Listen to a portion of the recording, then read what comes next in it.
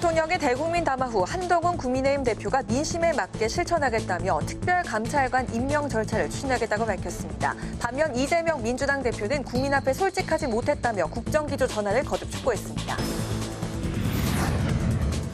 국회 법사위가 검찰 특수활동비 등을 전액 삭감한 내년도 예산안을 야당 주도로 통과시켰습니다. 김건희 여사 특검법도 야당 주도로 전체 회의를 통과해 본회의 의결을 앞두고 있습니다. 브라질에서 열리고 있는 제10차 G20 국회의장 회의에 참석 중인 우원식 의장이 국제사회의 기후위기 해결을 위한 의장급 회의체 출범을 공식 제안했습니다. 여론의 심장을 저격하고 민심의 흐름을 날카롭게 꿰뚫어보는 여심 저격.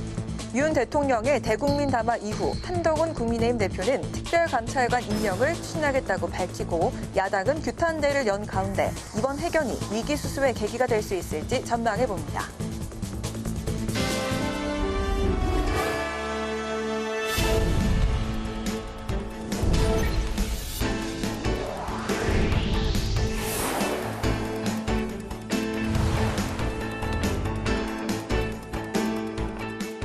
여러분 안녕하십니까. 11월 8일 금요일 국회 라이브 6 시작하겠습니다. 오늘 뉴스는 예산결산특별위원회 중계방송으로 늦게 방송합니다. 내년도 예산 심사가 예결위를 비롯해 각 상임위별로 진행 중인 가운데 법제사법위원회는 야당 주도로 검찰과 감사원의 내년도 특수활동비와 특정 업무 경비 전액을 삭감했습니다. 여당은 보복성 삭감이라고 반발했습니다. 법사위는 또 김건희 여사 특검법을 야당 주도로 통과시켰는데 여당은 위헌적이고 이재명 대표 판결 시선 돌리기라고 반발했습니다. 보도에 김희연 기자입니다. 법사위는 법무부 등 유관기관에 대한 내년도 예산안 심사에서 세부 집행 내역이 검증이 되지 않는 항목에 대해 전액 삭감했습니다.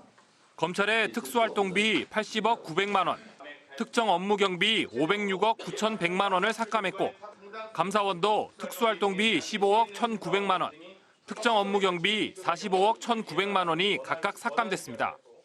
성역 없는 수사가 가능하려면 성역 없는 예산도 당연히 수반돼야 합니다. 저는 특활비, 특경비 이제는 더 이상 필요 없는 예산이라 생각합니다. 여당은 이재명 대표 수사와 야당 의원 감사에 대한 보복성 삭감이라며 강하게 반발했습니다. 문제가 있으면 뭘 수정하겠다는 게 아니에요. 검찰청을 아예 없애겠다라고 한 지금 민주당의 주장을 예산 심사를 통해서 실현하려고 하는 것이라고 생각합니다. 다만 정청래 위원장은 특정 업무 경비의 경우 추후 검찰과 감사원이 세부 집행 내역 영수증을 비롯한 자료를 제출하면 예결위 심사 과정과 여야 간사 간 협의 등을 거쳐 증액을 논의할 수도 있다고 여지를 남겼습니다. 여당 의원들이 불참한 가운데 김건희 여사 특검법도 통과됐습니다. 앞서 여당은 안건조정위원회를 신청했지만 안건조정위에서도 야당 주도로 특검법을 처리했고 곧바로 전체 회의에 상정돼 통과됐습니다. 야당은 김건희 여사 한 사람에 대한 수많은 의혹이 제기되는데도 대통령은 담화에서 반성 없는 자화자찬만 늘어났다며 특검이 불가피하다고 주장했습니다. 권한을 남용하고 있는 행정부를 견제하기 위해서는 특검법을 발의하는 것은 입법부의 당연한 책무입니다. 반면 여당은 이재명 대표의 선거를 앞두고 시선을 돌리기 위한 수단이라고 비난했습니다. 특히 여당의 추천권을 배제하면서 중립성마저 저버린 위헌적 특검법이라고 반박했습니다. 고발한 사람의 입맛에 맞는 검사를 골라서 그 고발인의 뜻에 맞게 수사를 시키겠다 하는 것 아니겠습니까? 김건희 여사 특검법이 법사위를 통과하면서 민주당은 오는 14일 본회의에서 처리할 예정이고 윤 대통령이 거부권을 행사하면 오는 28일 재표결을 시도할 방침입니다. 국회 방송 김희연입니다. 윤석열 대통령 대국민 담화를 두고 정치권 반응은 엇갈렸습니다. 국민의힘 내부 입장도 온도차를 보였는데 한동훈 국민의힘 대표는 특별감찰관을 추진하겠다고 밝혔습니다. 이재명 대표는 반성 없는 사과였다고 비판했습니다. 김동희 기자가 전합니다. 국정 운영의 변화와 쇄신을 요구해온 한동훈 국민의힘 대표. 대통령 담화 하루 만에 SNS에 입장을 냈습니다. 윤석열 대통령이 현 상황에 대해 사과하고 인적 쇄신과 특별감찰관의 조건 없는 임명을 약속했다고 밝혔습니다. 중요한 건 민심에 맞는 구체적이고 속도감 있는 실천이라며 즉시 특별감찰관 임명 절차를 추진하겠다고 강조했습니다. 친윤계 추경호 원내대표는 평가는 국민이 할 거라며 이재명 대표를 비롯해 더불어민주당은 대통령 사과에 논할 자격이 없다고 주장했습니다. 이재명 대표에게 묻습니다. 본인의 잘못에 대해 단 한 번이라도 책임을 인정하고 사과한 적이 있습니까? 없습니다. 친한계에선 대통령 담화가 국민 눈높이에 미치지 못했다는 의견도 나왔습니다. 좀 아쉽고요. 그리고 이제 국민 눈높이에서 봤을 때는 좀 미흡하지 않느냐. 샥은 막았는데 이게 또 큰 반등의 또 계기가 되기에는 좀 어렵지 않느냐. 유승민 전 의원은 SNS에 건심이 민심을 이겼다며 국민은 김건희 여사 문제에 대한 사과와 쇄신책을 기대했는데 윤 대통령은 김 여사 비호에 바빴다고 지적했습니다. 이재명 더불어민주당 대표는 반성 없이 국민 앞에 솔직하지 못했다고 평했습니다. 뭘 사과했는지 모르겠다는 국민들의 말씀이 많았습니다. 진솔한, 진지한 성찰과 사과 그리고 국정 기조의 전면 전환이 꼭 필요하다는 말씀을. 민주당은 윤 대통령이 김 여사 관련 논란에 대해 제대로 사과하지 않았다며 답은 김건희 여사 특검뿐이라고 연일 강조했습니다.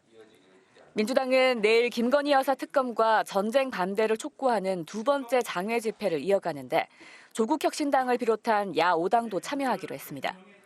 국민의힘은 민주당이 이재명 대표 유죄 판결을 막는 데 총동원됐다고 비판했습니다.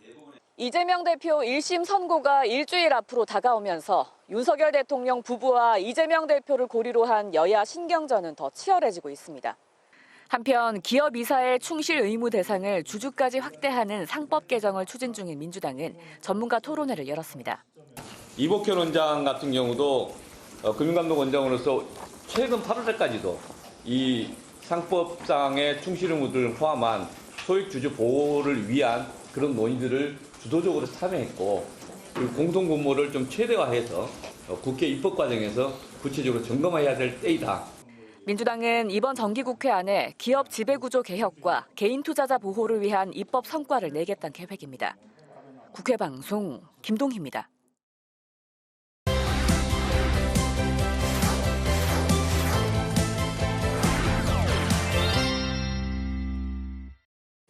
한 주간의 정치권 이슈를 콕콕 집어서 정리해드리는 순서 주간 이슈피해 코너입니다.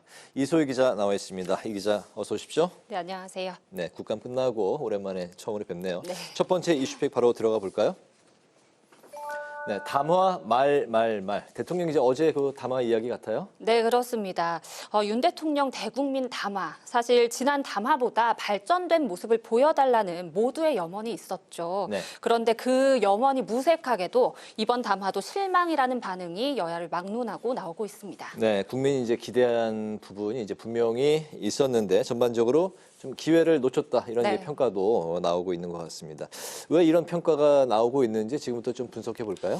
네, 무엇보다 사과를 했음에도 그 사과의 진정성이 부족했고 또 사과의 이유도 불분명했다는 지적이 나옵니다. 담화에서 어제 몇몇 기자들이 이런 질문을 했거든요. 어떤 부분에 대해 사과를 할지 좀 명확해야 하지 않냐. 또 더 구체적이었으면 좋겠다 이런 질문을 했는데요. 윤 대통령이 이런 답변을 했습니다. 딱 집어서 이 부분이 잘못됐다고 말해주면 그 팩트에 대해서 사과를 하겠다 이렇게 답변을 했거든요. 상대방이 내가 잘못한 게 뭔지 알려줘야지 사과를 하겠다는 이 두루뭉술한 답변이 아쉽다는 그런 지적이 나오고 있고요. 또 사과 내용을 구체적으로 말하기 어렵지 않냐면서 또 어떤 부분은 사과할 문제가 아니다 이렇게 반박을 하기도 했습니다. 또 윤 대통령의 여러 발언도 화제가 됐는데요. 여사 의혹을 해명하는 중에 부부싸움을 많이 해야 할 것 같다라든지 여사가 사과 좀 제대로 하라고 했다라는 발언들이 계속 회자가 되고 있습니다.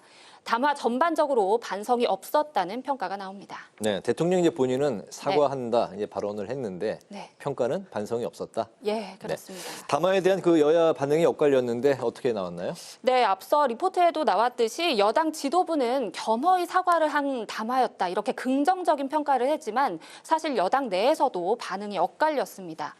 여당의 한 선임 대변인도 유튜브 출연 중에 망했다라는 생각이 들었다고 평할 정도였는데요.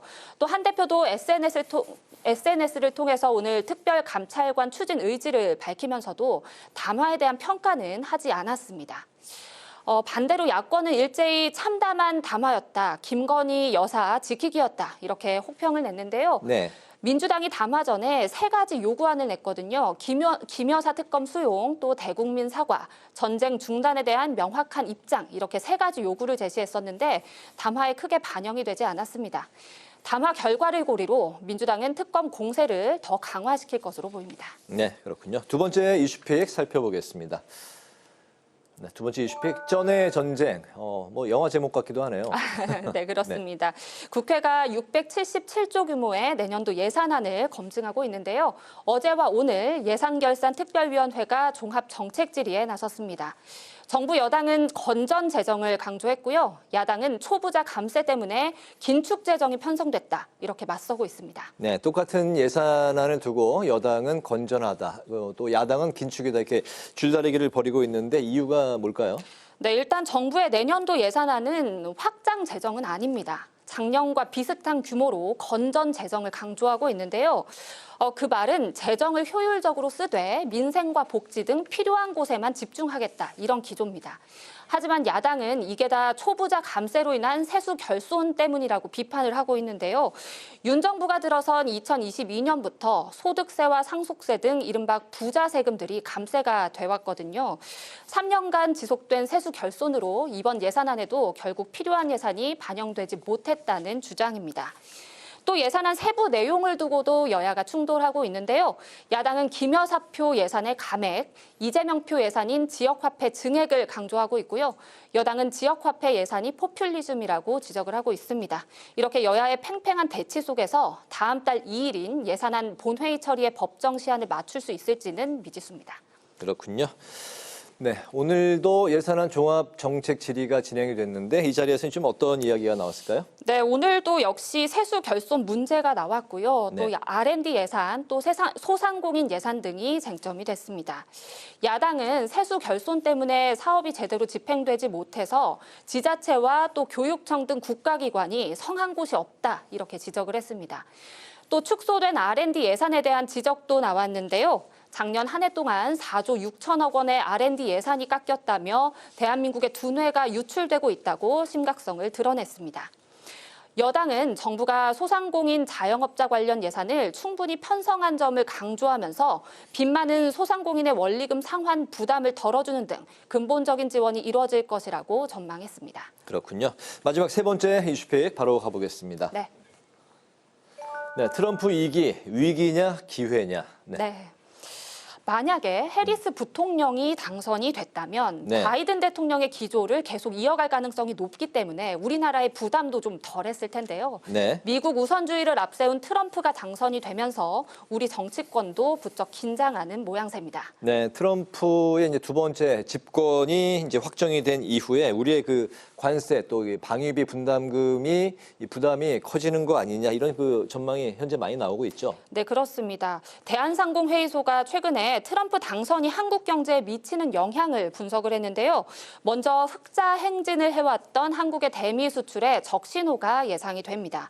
트럼프는 자국 우선주의 기조가 높죠. 앞으로 관세를 높여서 자국의 무역 수지 적자를 줄여갈 것이기 때문에 무역 장벽이 높아질 거라는 전망이고요. 또 반도체와 배터리 기업의 난항도 예상되는데요. 바이든 대통령이 추진해온 반도체 기업 지원책이 폐지될 가능성이 높고요. 또 IRA라고 인플레이션 감축법이 있는데 이걸 요약하면 중국산 부품을 사용하지 않은 배터리 전기차 기업에게 미국이 보조금을 주는 그런 법안입니다. 네, 중국과 관계가 좋지 않기 때문에 이제 이런 현상이 나오는 거죠. 네.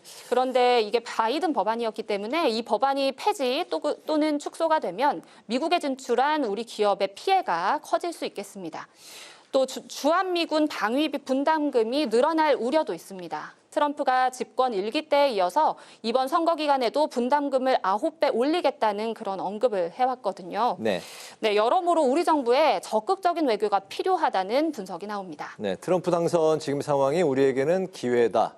라는 이제 긍정적인 전망도 일부 나오기도 해요. 네, 그렇습니다. 트럼프 당선인이 윤 대통령과 통화를 하면서 미국의 조선업에 한국의 도움이 필요하다 이런 이야기를 했다고 해요. 네. 이 보도가 나가면서 어제 조선업 주가가 치솟기도 했거든요. 그렇군요. 네, 그리고 트럼프가 이 러우 전쟁의 빠른 종전을 추진할 것이기 때문에 우크라이나 재건 사업에 참여할 우리 건설업의 수혜도 예상이 됩니다. 또 북미 관계가 풀릴 가능성도 큽니다. 트럼프는 집권 1기 때 김정은 국무위원장을 3차례 만났었기 때문에 이번에도 북미 관계의 흐름은 다소 안정적일 수 있겠습니다. 네, 위기와 기회가 공존하고 있는 이런 상황, 이렇게 전망이 되고 있는데 우리 정치권 반응도 살펴볼까요? 네, 일단 우리 정치권은 굳건한 한미 동맹을 모두 강조했습니다만 향후 경제 상황이나 국제 정세에 있어서는 시각차를 보였습니다. 국민의힘은 트럼프 재집권을 나라 발전의 기회로 삼아야 한다면서 기회를 더 강조를 했고요. 민주당은 민생이 어려운 시기에 세계 질서의 큰 변화를 우려했습니다.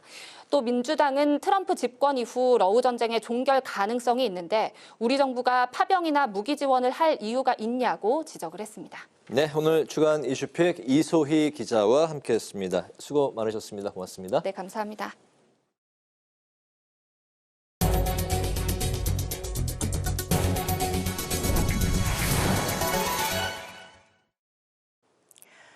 우원식 국회의장이 G20 국회의장 회의에 참석해 기후 위기를 해결하기 위해 각국 의회가 협력해야 한다며 해법을 찾기 위한 의장회 출범을 제안했습니다. 또 브라질과 이탈리아 등 4개국 의회 의장들과 양자 회담도 갖고 한반도 평화 등 다양한 의제를 중심으로 심도 있는 논의를 이어갔습니다. 김지수 기자입니다.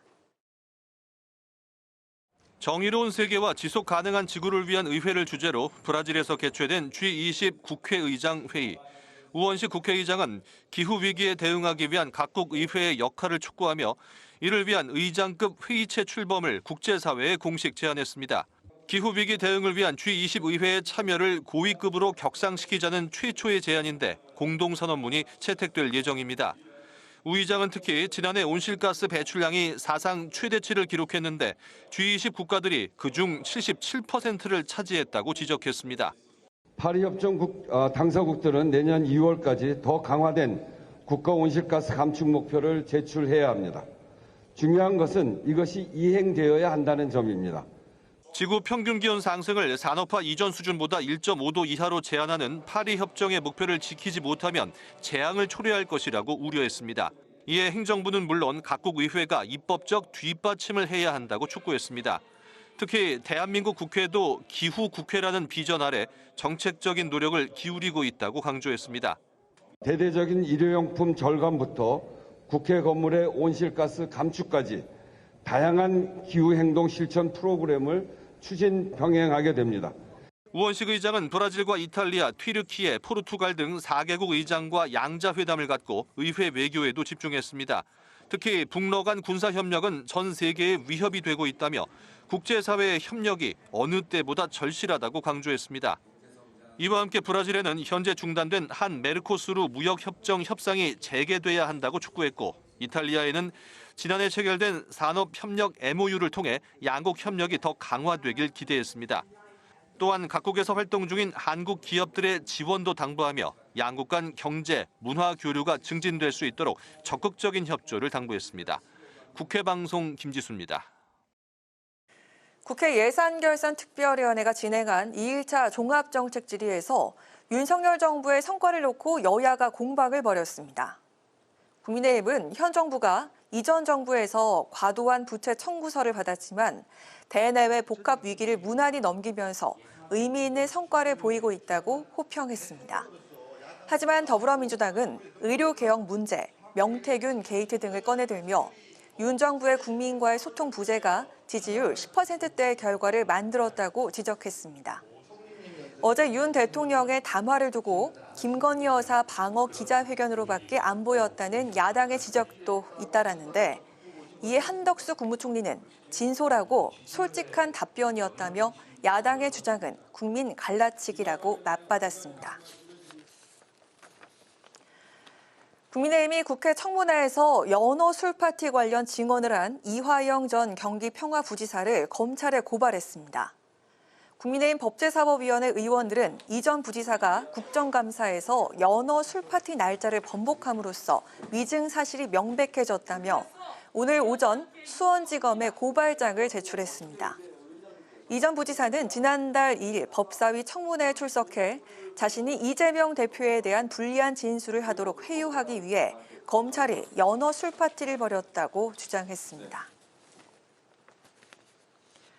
이재명 더불어민주당 대표가 트럼프 2기 정부를 향해 한반도와 동북아를 둘러싼 군사적 긴장을 완화하고 평화를 도모해 주길 바란다고 밝혔습니다. 이 대표는 1기 트럼프 행정부가 북미 정상회담을 통해 한반도 평화에 기여한 만큼 2기 정부에서도 굳건한 한미동맹을 토대로 양국 간의 신뢰가 한층 더 깊어지길 바란다고 강조했습니다. 이 대표는 또 한반도를 둘러싼 상황이 급변하고 있다며 우리 정부는 모호한 가치 외교가 아닌 국익 우선 실용 외교로 정책 기조를 전면 전환해야 한다고 주장했습니다. 국회 예산정책처가 2024 세법 개정안 토론회를 열고 내년도 예산안과 함께 세제 개편안에 대해서 논의했습니다. 정태호 더불어민주당 기획재정위원회 간사는 3년간 지속된 정부의 감세 정책으로 이미 세수 기반이 약화됐다며 정부는 내년 금투세 폐지로 인해 사라질 세수는 어떻게 충당할지 대안을 제시할 필요가 있다고 지적했습니다.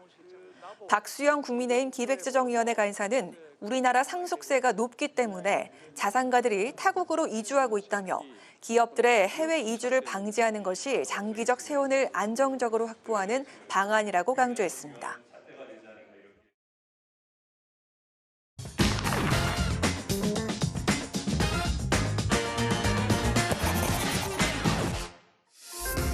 신동진의 정치노트, 오늘의 키워드는 트럼프 노믹스 2.0입니다. 강한 보호무역주의와 미국 중심주의를 선언한 트럼프 당선인의 재집권. 글로벌 경제의 지형도 달라질 수밖에 없지만 특히나 대외 의존도가 높은 우리 한국 경제에 미치는 영향은 그만큼 더욱 큰 상황인데요. 외환, 금융시장, 통상, 산업 등 우리 경제 전방위에 걸쳐서 불확실성을 던져줄 것으로 보이고 있습니다. 우리 정부 역시 더 강력한 미국 우선주의를 내세운 트럼프 정부 정책에 따른 변동성 파고에 대비하기 위해서 비상대응 체계를 가동한 상황인데요. 감세와 재정 지출 확대, 관세 인상 등을 추진하면 물가가 오르고 달러 가치도 상승할 공산이 큽니다. 이미 원달러 환율은 트럼프 당선이 확실해진 지난 6일 1,400원을 넘어선 상황인데요. 정치권도 이에 대한 우려와 기대를 동시에 드러냈습니다. 트럼프 대통령의 재집권이 경제, 안보 등 대한민국의 위기이자 기회가 될 거라는 점에 이의가 없을 겁니다. 대단히 중요한 위기일 수도 있고 대단히 중요한 기회일 수도 있는데 저희는 나라가 발전할 수 있는 기회로 삼아야 한다는 점에도 이견이 없을 겁니다. 이제 트럼프 대통령 당선으로 세계 질서도 큰 변화를 겪게 될 가능성이 높은데 그중에서도 아마 미국 국가 우선주의가 우리 경제에 또 상당히 큰 영향을 미치게 되지 않을까 생각이 듭니다. 무엇보다 우리나라 경제에 미칠 최대 변수로 관세 정책이 꼽히는데요. 트럼프는 수차례 관세 만능주의자로 보여질 만큼 관세가 모든 것을 해결할 수 있다는 식의 발언을 해온 바 있습니다. And I say the most beautiful word in the entire dictionary of words is the word tariff. I love tariff.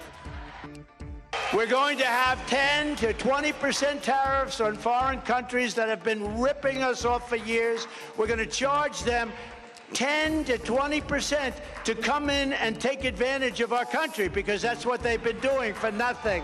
To take our jobs, we're going to charge them and bring back millions and millions of jobs by doing so and billions of dollars. 트럼프는 후보 시절 이 같은 공언을 수차례 해왔던 만큼 이 공약을 어떤 식으로든 행동으로 옮길 가능성이 큰 상황인데요. 무역 전쟁의 서막이라고 할 수 있을 정도로 파급력이 큰 사안입니다. 국회 예결위에서도 이 사안에 대한 질의가 이어졌는데요.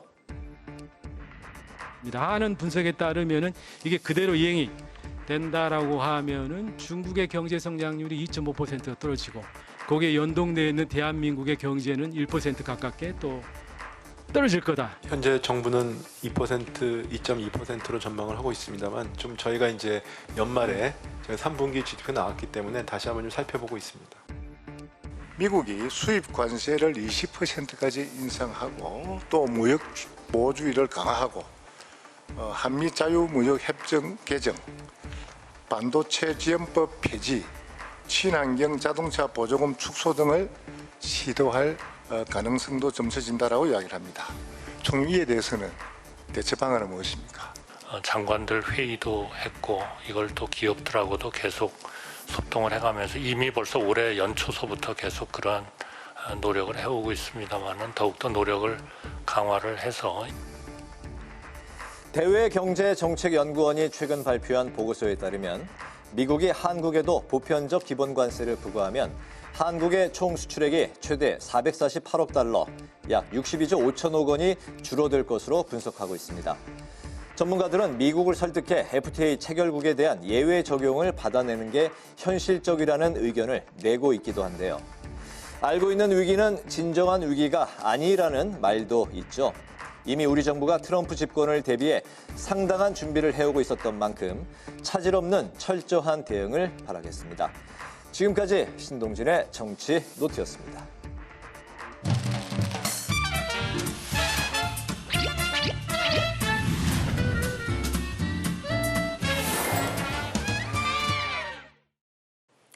정치권의 이슈와 정책 분석을 통해 여론의 심장을 저격하고 민심의 흐름을 날카롭게 꿰뚫어봅니다. 여심 저격. 자, 오늘부터 함께해 주실 새로운 얼굴 정은혜 전 더불어민주당 의원 그리고 김혜란 국민의힘 대변인 두 분 모셨습니다. 반갑습니다. 어서 오세요. 네, 반갑습니다. 네, 반갑습니다. 혹시 저희 국회 방송의 여심 저격 요 코너 시청하신 적이 있는지 궁금한데 어떻습니까? 네, 저는 시청을 했었는데요. 네. 과거에 여성 패널들로만 이렇게 좀 구성이 돼 있어서 좀 흥미롭다 했는데 조금 더 가볍게 우리 정치 이슈를 다가가고 그리고 제일 중요한 건 좀 귀에 쏙쏙 들어오게 또 설명을 잘 해주시는 것 같아서 저 오늘 좀 기대를 많이 하고 왔습니다. 진짜로 시청을 하신 것 같습니다. 네, 시청 많이 했습니다. 네, 혹시 보신 적 있으십니까? 예, 저도 그 직전에 하셨던 그 두 분, 네, 강전혜 변호사, 네, 그리고 장윤미 변호사님, 변호사님, 네, 그분들 방송 많이 봤는데요. 네, 저희도 이렇게 좀 합이 잘 맞는 방송 했으면 좋겠습니다.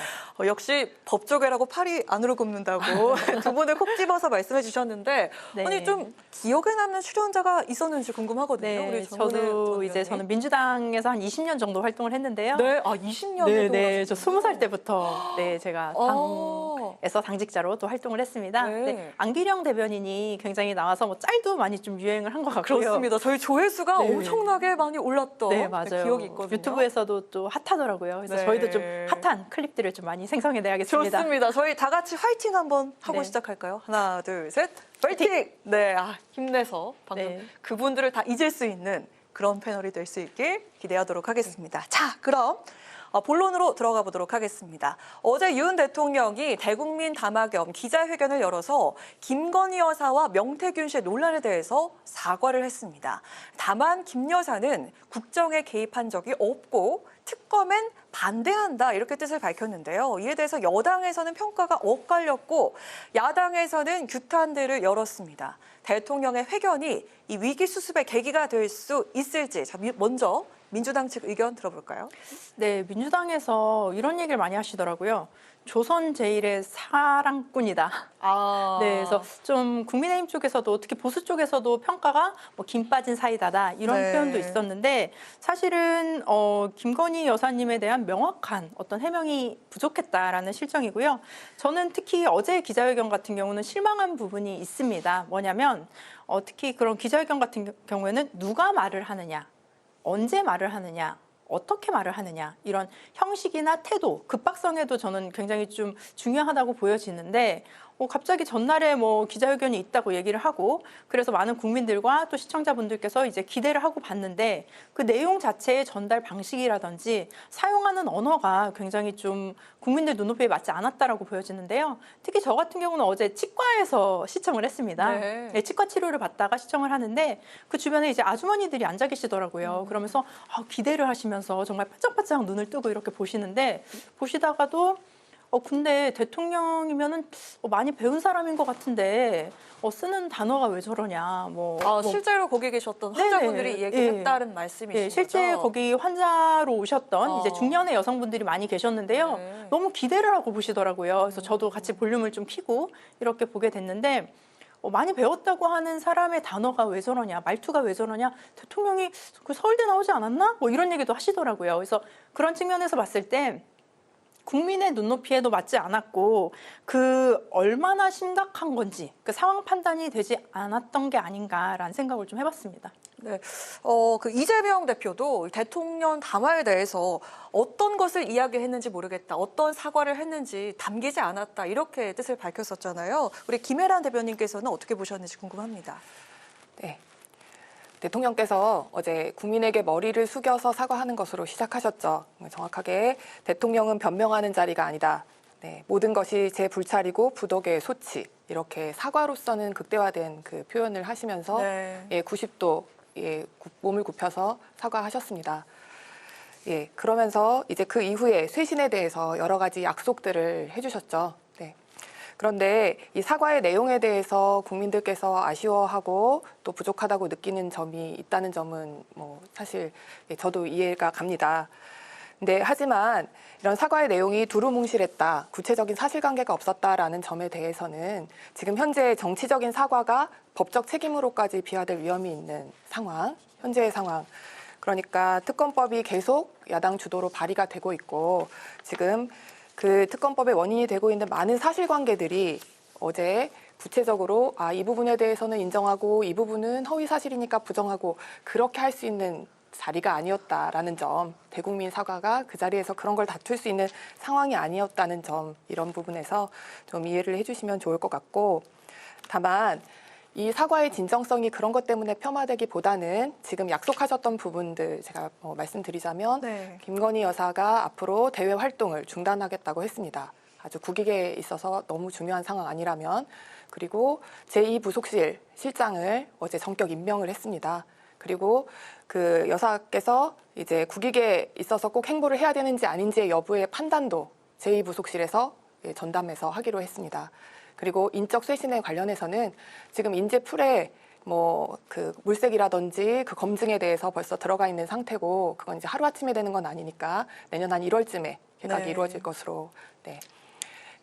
그리고 또 그동안 말이 많았던 특별감찰관에 대해서도 전격 수용하기로 했습니다. 그 이전에는 북한인권재단 이사의 임명과 연관해서 그걸 조건으로 해가지고 말이 많았죠. 근데 이제 그걸 조건으로 하지 않고 수용하겠다라는 의사를 대통령실에서 부연해서 밝혔습니다.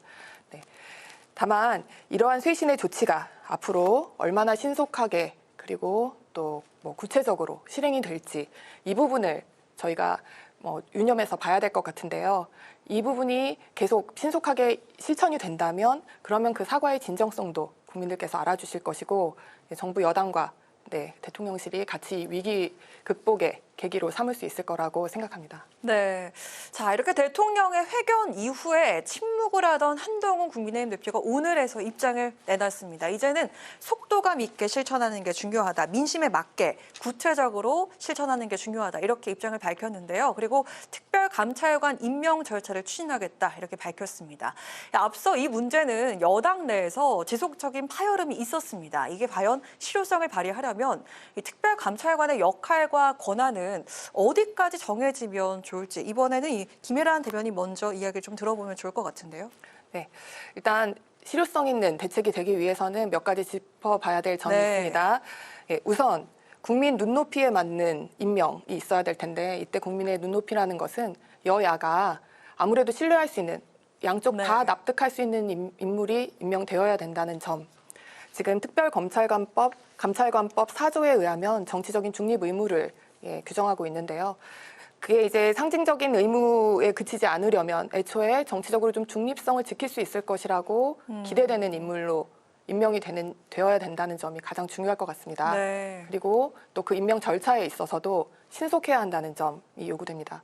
지금 만약에 이렇게 대통령께서 전격적으로 이걸 받아들이겠다고 했는데도 여야가 만약에 정쟁에 의해서 이제 그걸 계속 지지부진하게 끌고 간다면 국민들이 신뢰하지 못하고 더 이상 효율성 있는 조치가 되지 않을 거라는 점. 그리고 또 설명을 드리자면 이 특별감찰관의 그 감찰 권한이 좀 애초에 법에서 한계가 있습니다. 네. 감찰 권한이라는 것이 수사권이 아니기 때문에 감찰 대상자에게 출석이라든지 의견 제출을 요구할 수 있지만 말 그대로 감찰이잖아요. 그렇지 네. 않았을 경우에 사실 처벌 규정이라든지 제재 조치는 없습니다. 하지만 이제 그 범죄 혐의가 명확하게 규정된 경우 또는 상당하다고 인정되는 경우에 검찰총장에게 직접 고발을 하거나 수사 의뢰를 할 수 있습니다.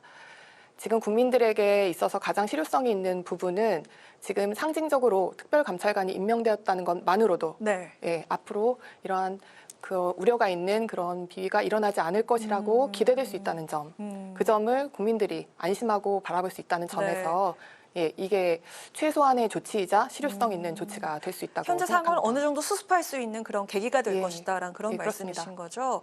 우리 대변인 말씀 들어보니까 여야가 모두 수용할 수 있는 그런 인물을 찾는 게 중요하다 이렇게 말씀하셨는데 동의하십니까?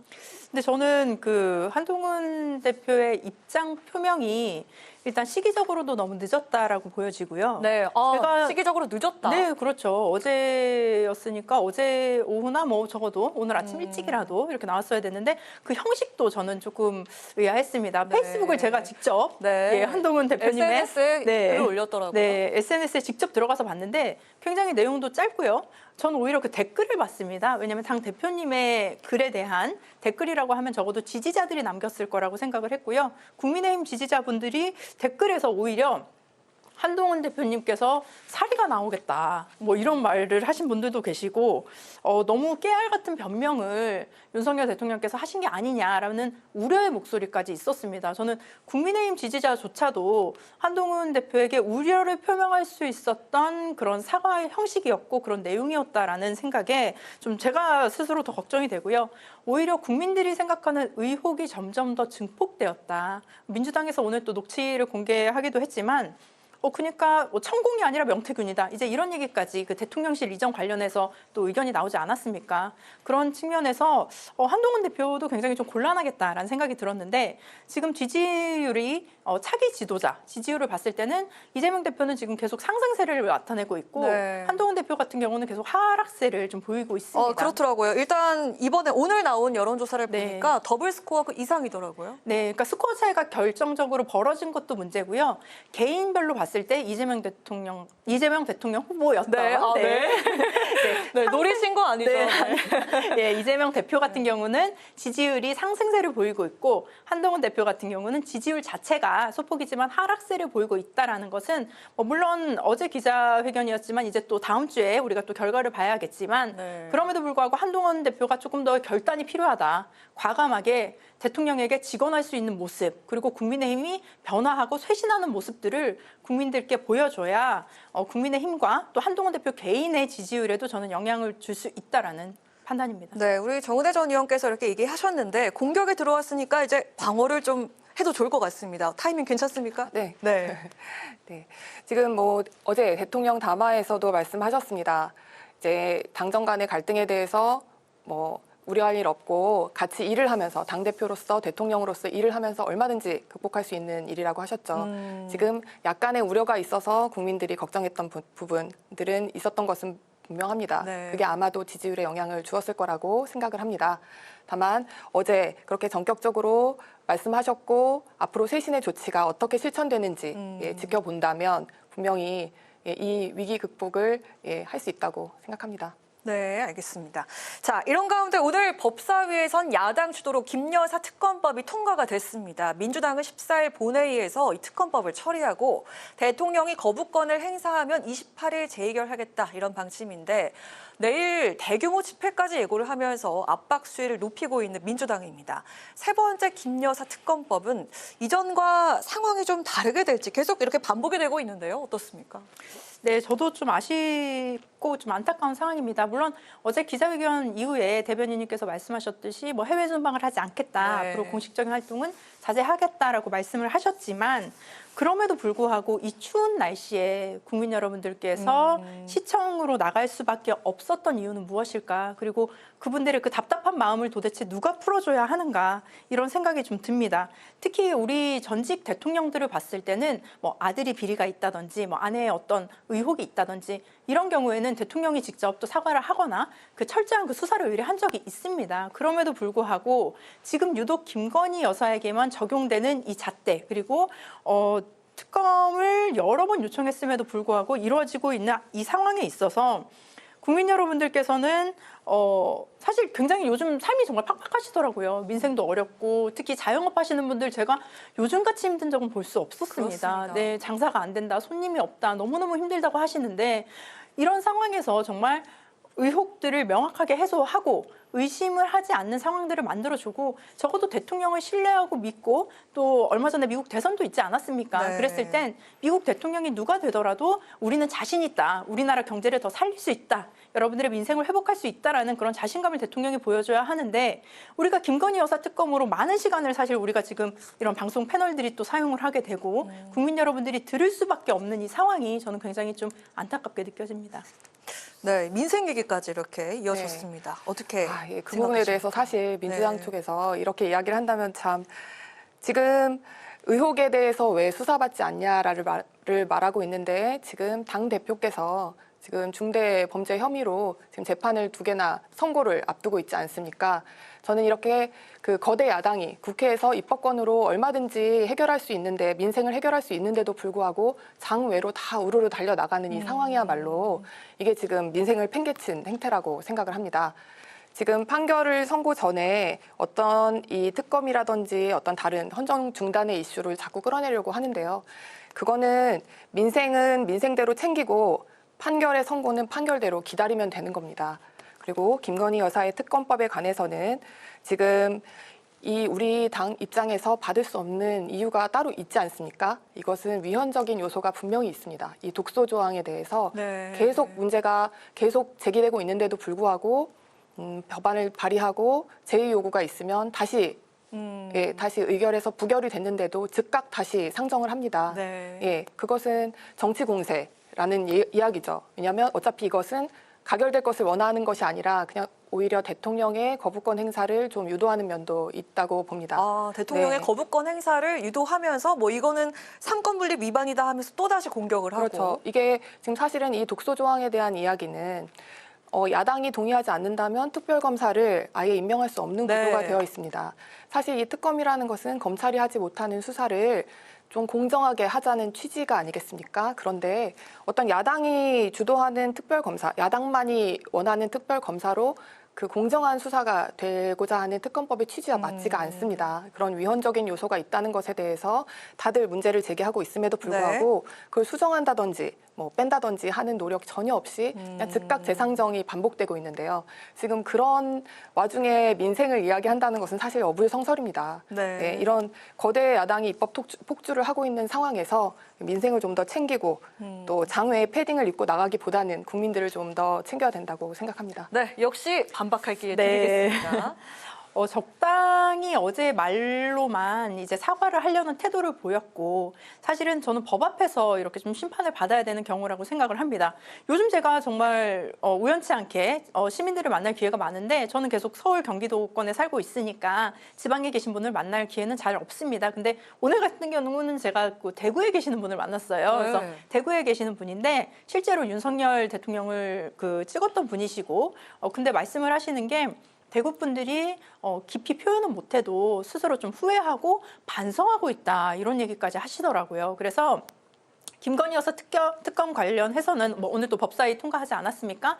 이 부분에 있어서 특검이 가지 않는다면 저는 윤석열 대통령의 명확한 사과 그리고 어떤 김건희 여사에 대한 뭐 활동의 범위라든지 이런 것들이 정확하게 규정이 돼야지 두루뭉실하게 정말 그냥 넘어가듯이 그렇게 하는 것 자체만으로도 국민들이 봤을 때도 너무나 답답하고 지금 좀 어이없는 상황이 아닌가 싶습니다. 네, 알겠습니다.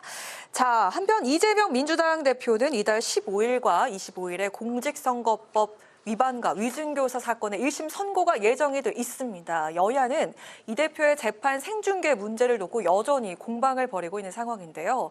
국민의힘이 거듭 요청한 이 대표의 1심 선고 생중계 이게 돼야 할지 말아야 할지 이야기를 좀 나눠보도록 하겠습니다. 이게 국민의 알 권리다 대 이게 인권 침해다 이렇게 서로 이야기가 오가고 있더라고요. 누구 먼저 들어볼까요? 네. 먼저.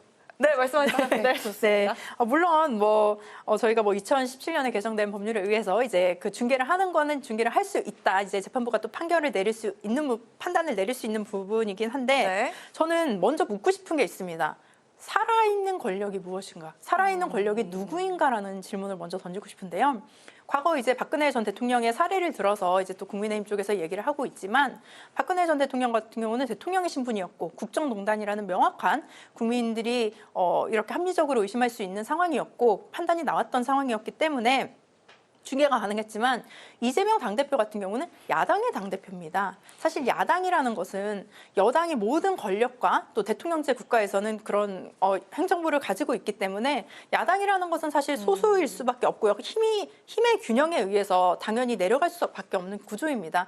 이런 상황에서 지금 검찰이 정말 100명도 넘게 다 조사를 하고 지금 재판이 이 두 개도 있지만 또 관련된 배우자 관련된 재판도 있고요. 얼마나 많이 있지 않습니까? 그런 상황에서 지금 명확하게 어떤 판결이 나오고 딱 대법원에서까지 딱 어떤 판결이 나온 것들이 없기 때문에 지금 야당에서 봤을 때는 이건 무리한 수사다. 그리고 이거는 야당의 정적 죽이기 수사다라고 보여지고 중계를 하겠다는 것 자체도 정말 그냥 망신 죽이기가 아닌가 싶습니다. 네, 이 판결 얘기가 나와서 말인데 판사 출신이시잖아요. 네. 어떤 결정이 나올지 좀 네. 귀담아 듣게 될 것 같은데. 일단 그러면 그 법 규정에 대해서 설명을 좀 해드리겠습니다. 네, 좋습니다. 그 법정 방청 및 촬영 등에 관한 규칙에 의해서 이제 판결 선고 생중계를 하기 위해서는 중계의 이 신청이 있을 경우에 피고인의 동의가 있을 경우 재판장이 허가를 하든지 만약에 피고인이 동의하지 않은 경우에도 공공의 이익을 위해서 재판장이 필요하다고 생각할 때 허가할 수 있습니다. 이 두 가지 공공의 경우가. 이익에 의해서 재판장이 허가를 할 때. 네. 지금 국민의힘의 그 법률자문위원회에서 의견서를 제출했습니다. 네. 그 이유를 잠깐 들어보면 민주당의 현직 당대표와 관련된 사안으로 국민적 관심이 지대하고 또 판결에 따라 사회적으로 미칠 영향이 매우 크기에 사법부의 신중한 판단하에 결론이 내려질 것이라는 게 예상되는 상황에서 국민들이 그 판결을 직접 확인할 수 있도록 국민의 알 권리 보장과 공공의 이익 차원에서 반드시 TV 생중계가 되어야 된다라는 의견서를 제출을 했습니다. 제출했군요. 네. 지금 아까 이명박, 박근혜 두 전직 대통령에 대해서 말씀하셨는데 이제 선고가 생중계되었던 바가 있습니다. 그때 박 전 대통령은 허가 신청 결정이 나기 전날 법원에 잡힐 의견서로 이제 생중계를 반대한다는 의견서를 제출을 했음에도 불구하고 재판장이 허가했습니다. 그때 민주당의 반응은 선고의 생중계 살아있는 민주주의의 장이다. 그 당시 법무부 장관이었던 박범계 장관께서도 국민들과 사회의 경각심을 주기 위해 내린 법원의 결정이다. 이렇게 환영을 했었습니다. 네. 그때는 가능했던 게 이제 지금 와서 이제 얘기가 달라지면 안 되고 지금 민주당의 많은 분들이 무죄를 확신한다고 하고 있는데 지금 그렇다면 좀 무죄를 전 국민에게 알릴 수 있는 기회가 되지 않겠습니까? 네. 이거 국민의 알 권리 공공의 이익 차원에서 이재명 대표의 명시적인 동의가 없다 하더라도 재판부가 이 항의 규정에 의해서 허가하기를 기대합니다. 반대로 무죄를 입증할 수 있는 좋은 기회가 될 수도 있다. 이렇게 말씀을 하셨습니다. 네, 짧게 들어볼게요. 네, 국민의 알 권리라고 하셨는데 오히려 저는 이게 법원을 압박하려는 용도가 아닌가 그렇게 싶습니다. 법원이 전 국민이 보는 앞에서 판결을 내려야 한다면 얼마나 그 심적 부담이 크겠습니까? 그런 측면이 좀 있지 않나. 오히려 지금 이재명 대표 그 무죄 관련해서 탄원 서명을 받고 있는데요. 제가 여기 오기 전까지 한 70만 명 정도가 서명을 한 걸로 알고 있습니다. 상당히 그래서 제가 법관이었던 입장에서 70만 명이 무죄 탄원을 하는 게 그게 바로 재판부의 압박입니다. 판결의 선고라는 것은 판결만 다 있는 상태에서 그걸 그냥 당사자만 놓고 선고를 하느냐 아니면 다 있는 데서 방송으로 나가느냐의 차이만 있을 뿐 판사의 심증 형성에는 영향을 주지 않습니다. 다만 이 사람이 무죄다 유죄다라는 것은 법관이 오로지 본인의 법관으로서의 양심에 따라서 법과 원칙에 따라서 판단을 해야 하는데 지금 그 거대 야당의 당대표이자 또 유력한 그 대통령 후보였던 사람에게 70만 명 이상이 무죄를 탄원한다? 이것은 굉장한 심리적 압박을 줄 수 있습니다. 이것은 삼권 분립에도 어긋나고 헌법에 규정되고 있는 사법권의 독립에도 어긋납니다. 그 부분이 제가 꼭 짚고 네, 저는 그 70만 명이라는 것은 민심을 정확하게 전달하는 것이다라는 거고 이게 뭐 어떤 정치적인 의도가 있는 것이 아니고요. 시민들의 자발적인 그런 의사에서 하는 걸로 알고 있습니다. 민심의 영향을 받아서 많은 사람이 원한다고 해서 유죄를 무죄로 판단할 수도 없고 무죄를 유죄로 판단할 수도 없습니다. 오로지 법과 원칙에 따라서 법관으로서의 양심에 따라서 판단을 해야 한다는 것이 헌법상 법관의 사법권의 독립인 것이고 모든 사람이 70만 명이 원한다고 하면 지금 그 반대되는 지지자들이 100만 명이 서명해가지고 유죄를 판결해달라고 하면 그건 또 그러면 의미가 있는 거겠습니까? 그런 식의 여론 형성을 통한 사법부의 압박은 그것은 위헌적입니다. 네, 이 압박에 대해서 이야기가 나오다 보니까 이렇게 서로 맞붙게 되었습니다. 네, 오히려 그 짧게 얘기 듣고 중계가 되었을 때 넘어가겠습니다. 저는 계속 묻고 싶은 게 그겁니다. 지금 이재명 대표에게 지금 권력이 다 가 있습니까? 지금 대통령이 아닙니다. 야당의 당대표일 뿐입니다. 그런 여당이 아닌 야당의 당대표에게 이런 망신주기를 한다는 것 이거 자체가 저는 압박이라고 보여집니다. 네, 알겠습니다. 자, 저희 마지막 질문 하나 남아 있었는데 시간이 많지 않아서 좀 짧게 들어보고 마무리하도록 하겠습니다. 내년도 검찰과 감사원의 특수활동비 예산이 오늘 야당 주도로 전액 삭감이 됐습니다. 이게 목적이나 금액 대상이 명확하지 않다라는 그런 이유였는데요. 자, 이번 사태 좀 어떻게 보면 좋을지 먼저 김혜란 대변인부터 들어보면 좋을 것 같습니다. 검찰 특활비는 법무부 예산으로 책정이 되고 마약 첨단 범죄, 국민생활 침해 범죄, 그리고 사회 공정성 저해 범죄 등 범죄 분야별로 배정이 되면 이제 법무부 장관이 검찰총장에게 내려주고 검찰총장이 일선 수사관서에 내려준 그런 비용이죠. 근데 지금 검찰에서 그 내용을 자료를 제출하지 않았다는 이유로 아마 전액 삭감되었다고 알고 있습니다. 근데 이제 그 공개할 수 없는 이유에 대해서 검찰 측 입장을 보면 이제 수사 중 위장거래, 불법 도박 사이트 등의 가입 비용, 그리고 보이스피싱의 첩보 비용 등 모조리 공개하면 범죄자들한테 너무 많은 정보를 주게 되는 경우, 수사의 기밀성에 있어서 굉장히 저해되는 경우에 이런 것들을 다 어떻게 일시 장소를 특정하고 얼마를 썼는지 이런 거 용처를 도저히 공개할 수 없다라고 하고 있습니다. 분명히 수사의 기밀성이 요구되는 그런 특수한 수사 분야가 있습니다. 네네. 그런 지금 현장에서는 오히려 자비로 수사해야 된다는 이야기까지 나오고 있는데요. 이런 점들을 특수성과 또 이런 걸 고려해서 그 자료의 제출의 범위에 대해서 좀 더 논의가 된 후 이번처럼 그 전면적으로 삭감되는 일은 좀 없어야 된다고 생각합니다. 네. 네, 그 말씀하신 그 특활비와 관련해서 이제 우리가 기밀이 요구되는 정보 수집이나 수사, 안보 등의 국정 활동에 소요되는 비용이라고 알고 있는데 과거에도 저희가 특활비 관련해서도 어떤 날짜나 이런 것들은 나왔지만 누가 사용했는지 어떤 정도로 사용했는지에 대해 나오지 않았습니다. 그런데 가장 중요한 것은 국민들이 의혹을 가지는 게 있다는 거죠. 그래서 포상금이라든지 이런 걸로 사용된 것인가 아닌가 하는 의혹이 또 제기되기도 했습니다. 그렇기 때문에 국민의 혈세로 사용되는 돈이 국민들이 알 권리가 있다라는 측면이고 말씀하신 부분에 그런 비용을 사용하고 싶다면 업무 추진비나 특정 업무 경비로도 충분히 사용이 가능한 부분이 있습니다. 그래서 매년 10억 원에 달하는 그런 특활비를 어디에 사용했는지 이런 부분에 대해서도 명확하게 국민이 알 권리가 있다고 보여집니다. 네. 지금 특활비는 70억 규모고 짧게 들어보겠습니다. 특수 업무 경비가 지금 500억이 넘는 규모인데 특수 업무 경비도 전액 삭감됐습니다. 네, 그렇기 때문에 지금 그 부분에 대해서 사실 전액 삭감된 채로 그냥 끝나겠다는 취지는 아닌 것 같습니다. 왜냐하면 지금 예산 소위가 끝났지만 다시 열어서 협의하고 그때 자료 제출이 좀 일부 된다면 법사위에서 동의해주겠다라는 취지로 지금 이야기가 되고 있으니까요. 이 전액 삭감돼서 이 수사에 공백이 발생하는 일만은 막아야 한다는 취지입니다. 네, 국민의 세금은 1원이라도 함부로 쓰여져서는 안 되겠죠. 그래서 정말 예산심의권을 가진 국회에 정확한 좀 소통과 그런 것들이 저는 또 필요하다고 보여집니다. 네, 좋습니다. 오늘 이렇게 여심저격 첫 방송 두 분과 함께했는데 물론 두 분과 함께한 첫 방송이었습니다. 그죠? 이전부터 있었지만 보통 이렇게 살살 좀 진행을 하는데 모든 주제에 이렇게 반박을 하시면서 화끈한 그런 방송 오늘 두 분께서 보여주셨습니다. 화이팅한 보람이 있는 것 같습니다. 앞으로도 화이팅하면서 마무리도 화이팅 한 번 더 할까요? 하나, 둘, 셋. 화이팅! 감사합니다. 자, 지금까지 김혜란 국민의힘 대변인, 정은혜 전 더불어민주당 의원과 함께한 여심저격 시간이었습니다. 두 분 고맙습니다.